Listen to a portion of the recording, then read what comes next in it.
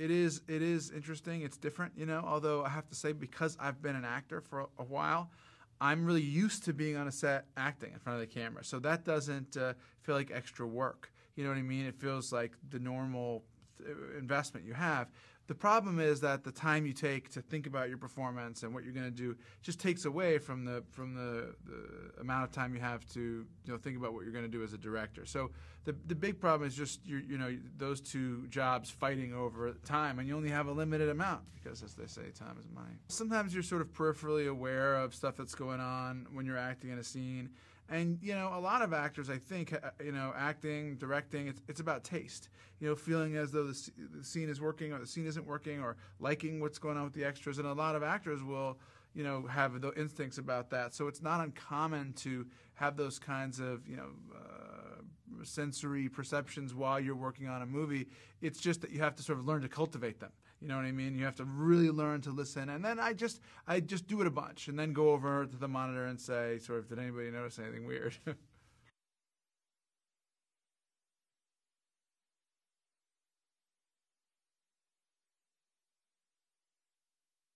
Obviously want to have the best actors possible, but I also wanted people that I could make look just like the real people, because I wanted that correlation, that similarity with a true story, to show people that, in fact, this is real, it really happened. And so that, when they're in a magazine or in a book or at a picture at the end of the movie, you could be kind of struck by the similarities.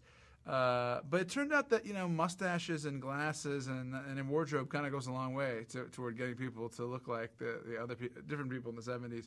And so what I did that I think was helpful was I made them all live in this on the set in the house that we have dressed as their ambassador's residence in Tehran, and we put the period movies in, period magazines and books, and their wardrobe, and they had to live. I couldn't find 70s like food boxes, but they had to live together and get used to one another as if they'd been cooped up together. And when they got out, you really did. It felt different. It felt like these are people who knew each other in a more intimate way.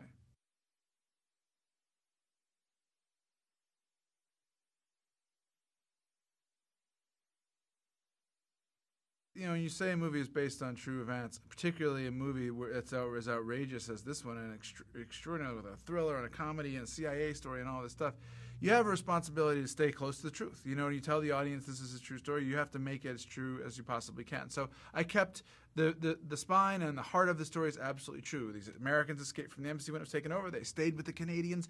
A CIA agent with a Hollywood Oscar-winning makeup artist came up with a plan to get them out that involved pretending they were making a movie.